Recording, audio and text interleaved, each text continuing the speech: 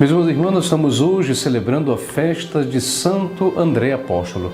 O Evangelho é o Evangelho de Mateus, capítulo 4, versículos 18 a 22. Naquele tempo, quando Jesus andava à beira do mar da Galileia, viu dois irmãos, Simão, chamado Pedro, e seu irmão André. Estavam lançando a rede ao mar, pois eram pescadores. Jesus disse a eles: "Segui-me e eu farei de vós pescadores de homens." Eles imediatamente deixaram as redes e o seguiram. Caminhando um pouco mais, Jesus viu outros dois irmãos, Tiago, filho de Zebedeu, e seu irmão João. Estavam na barca com seu pai Zebedeu, consertando as redes. Jesus os chamou e eles imediatamente deixaram a barca e o pai e o seguiram. Palavra da salvação, glória a vós, Senhor. Meus irmãos e irmãs, nós estamos hoje celebrando Santo André Apóstolo, irmão de Pedro, e no Evangelho vemos então a chamada de André, como Jesus chamou André. E alguns elementos nós encontramos aqui muito bonitos em relação então ao Evangelho. No primeiro momento, eles eram pescadores, nós então temos essa informação do Evangelho. Eles estavam lançando a rede ao mar e Jesus disse: "Segui-me e eu vos farei pescador de homens." Olha só a expressão do Evangelho.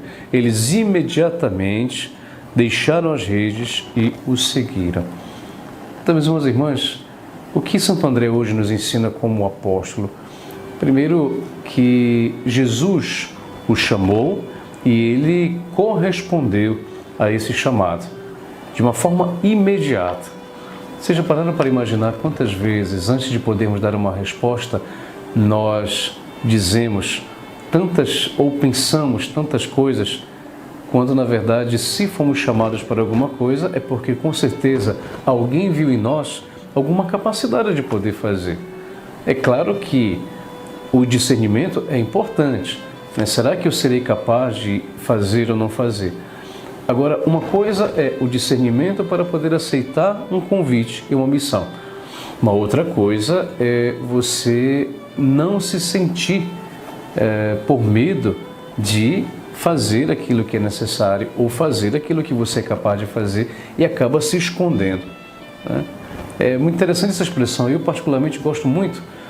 Eles imediatamente deixaram as redes e seguiram a Jesus. Veja o exemplo de Maria, por exemplo. O exemplo que nos faz pensar. Ela perguntou ao anjo: como se dará isso se eu não conheço homem algum?